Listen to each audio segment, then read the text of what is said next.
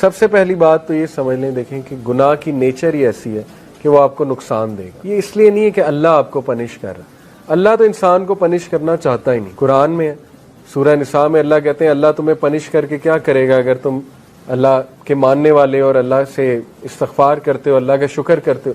اصل میں تو انسان خود پنش کرتا ہے اپنے آپ کو.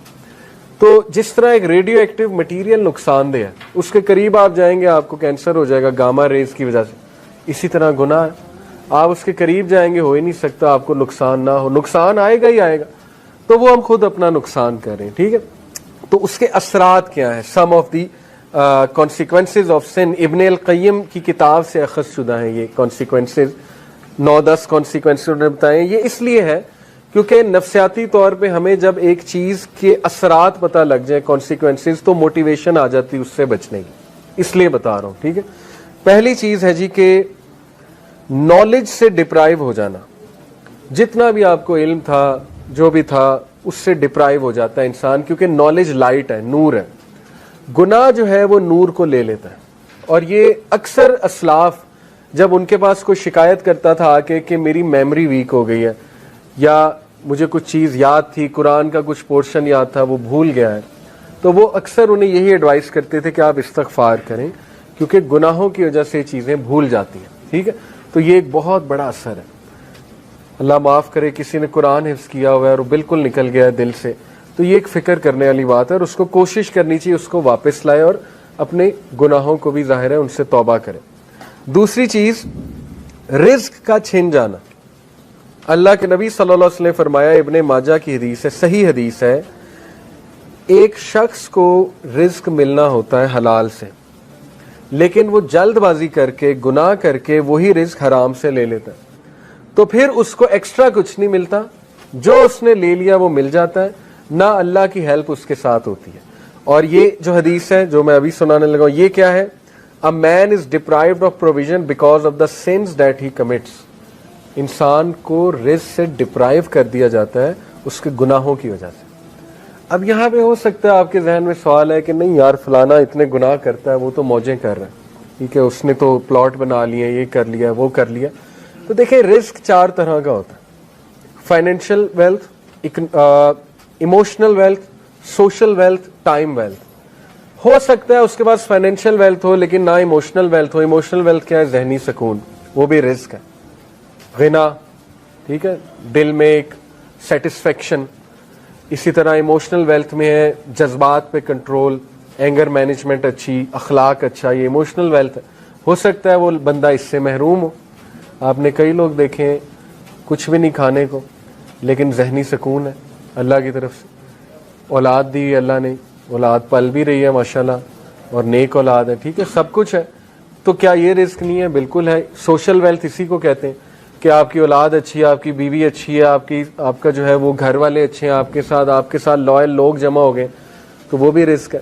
ٹائم ویلتھ، ٹائم میں برکت، آپ کے کام جلدی ہو جاتے ہیں، ٹھیک ہے، آپ کرتے ہی وہ ہیں جو اللہ سبحانہ و تعالیٰ کو پسند ہے، یہ ٹائم میں برکت ہے. تو جب ہم گناہوں میں پڑتے ہیں تو یہ ہمارا رزق ڈپرائیو ہوتا ہے، ٹائم سے برکت اٹھ جاتی ہے، ٹینشنیں بڑھ جاتی ہیں، ٹھیک ہے، ٹائم مینجمنٹ ویک ہو جاتی ہے. نمبر 2، آپ دیکھیں نا گناہوں میں وقت کتنا ضائع ہوتا ہے. اللہ معاف کرے اگر ایک گناہ عادت بن چکی ہے، 4 گھنٹے 3 گھنٹے لوگ اس میں پڑے رہتے ہیں، ٹھیک ہے، اور وہ ضائع ہو رہا ہے وقت. سوچیں کتنا وقت ہم جوانی کا ضائع کر دیتے ہیں، ٹھیک ہے، ان چیزوں میں. اللہ معاف کرے. تو اس سے نکلنا ہے، اپنے آپ کو موٹیویٹ کرنا ہے.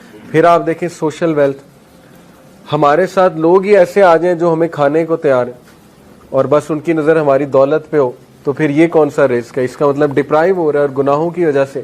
پھر آپ دیکھیں ایموشنل ویلتھ، ذہنی سکون ہے ہی نہیں، ہر وقت ٹینشن ہے، ہر وقت سٹریس ہے، ہر وقت پریشانی ہے، ہر وقت منہ پہ شکایت ہے. تو اس کا مطلب گناہوں کے اثرات آ تو رہے ہیں. تو اس لیے گناہوں کے اثرات رزق کی تنگی سے آتے ہیں، ٹھیک ہے. رزق کبھی اللہ بڑھا کے دیتا ہے، کبھی گھٹا کے دیتا ہے. اوور آل رزق تو لکھا ہوا ہے، لیکن یہ اللہ کی ڈسٹریبیوشن ہے. اللہ اپنے بندوں کو چیک کرنے کے لیے کبھی زیادہ دے دیتا ہے اس کوانٹٹی میں سے، کبھی کم کر دیتا ہے. جب وہ دوبارہ استغفار کرتے ہیں پھر بڑھا دیتا ہے، ٹھیک ہے. یہ اللہ بادشاہ ہے، اللہ جیسے چاہے کر سکتا ہے. نمبر 3، اللہ اور بندے میں ایک لا تعلقی، سینس آف ایلینیشن، جو بہت بڑی پنشمنٹ ہے. اللہ معاف، بلکہ سب سے سیریس بات ہے یہ، جب آپ اللہ سے دور ہو جائیں اور ایک ڈسٹینس فیل کریں اور ایلون فیل کریں. دنیا کی سب سے بڑی لونلینس، سب سے بڑی تنہائی اللہ سے دوری. ٹھیک ہے، تو گناہ وہ اس ڈسٹینس کو انکریز کرتے ہیں. کیونکہ دیکھیں نا، انسان اللہ معاف کرے اب گناہوں میں ہوتا ہے تو اللہ ظاہر ہے فرشتے اس کے ارد گرد نہیں ہوتے، فرشتے بھی اٹھ جاتے ہیں اس جگہ سے، رحمت نہیں ہوتی اللہ کی، لیکن امید ہوتی ہے، امید بہت ہے. اللہ گناہ گاروں کو ہی معاف کرتے ہیں، آبویس سی بات ہے. اللہ ضرور ہوتے ہیں بندے کی طرف محبت سے دیکھ بھی رہے ہوتے ہیں، چاہتے ہیں بندہ نکل آئے اور بندہ جو ہے مجھ سے دعا کرے، مجھے پکارے، لیکن گناہوں کی وجہ سے آہستہ آہستہ یہ ریلیشن ویک ہوتا جاتا ہے. ویکنس یہاں تک آ جاتی ہے کہ ایک بندہ نا مایوس ہو جاتا ہے، کہتا ہے یار کیا اللہ سے مدد مانگوں، میں تو بہت ہی ایکسٹرا کر چکا ہوں، کام اسراف کر چکا ہوں گناہوں کے، اب کیا میں نے اللہ سے بات کرنی. ٹھیک ہے، تو پھر بندہ گیو اپ کر دیتا ہے، گیو اپ کر کے وہ مزید گناہوں کی طرف چلا جاتا ہے. اس لیے اس ڈسٹینس کو کم کرنے کے لیے استغفار کا، گناہوں سے توبہ کرنا، گناہوں کو چھوڑنا، تاکہ آپ اللہ کے قریب آ جائیں اور اس ریلیشن کو انجوائے کریں. خالق کے ساتھ جو ریلیشن ہے نا، وہ سب سے خوبصورت، سب سے ہیلدی ریلیشن ہے، سب سے بیوٹیفل ریلیشن ہے، اور انسان خوش ہو جاتا ہے خالق کے ساتھ ریلیشن سٹرونگ کر کے. ٹھیک ہے. یہ چوتھی چیز، things become difficult for him so that he does not turn his attention towards any matter but he finds the way blocked or he finds it difficult.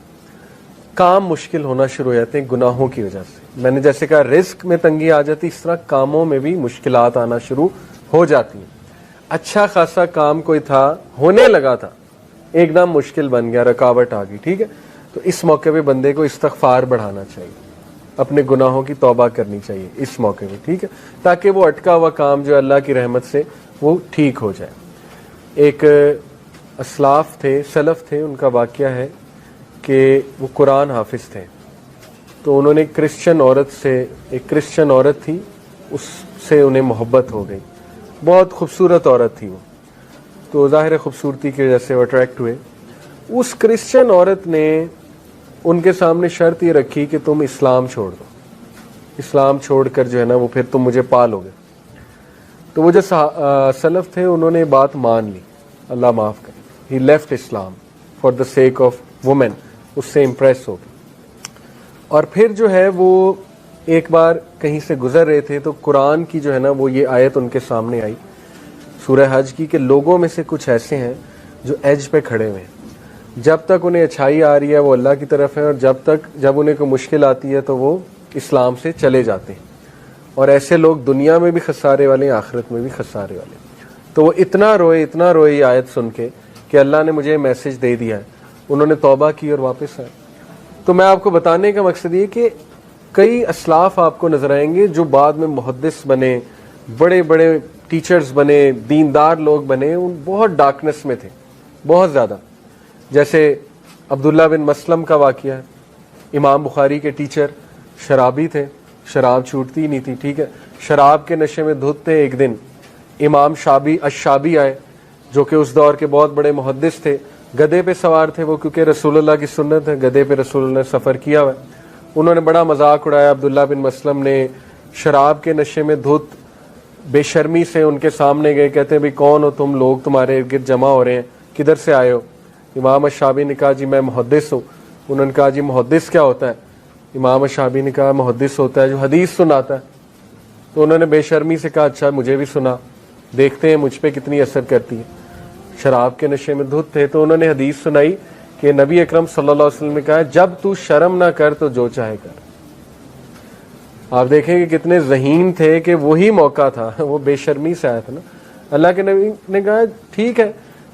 یہ اس طرح ہے جیسے ایک باپ بیٹے کو نہیں کہتا جا پھر جو کرنا کر. تو دیکھیں وہ حدیث ایسا ان کے اوپر گری پہاڑ بن کے. انہوں نے کہا کہ میں اسی وقت بس توبہ کی، ارادہ کیا کہ اللہ میں اتنا بے شرم ہو گیا ہوں.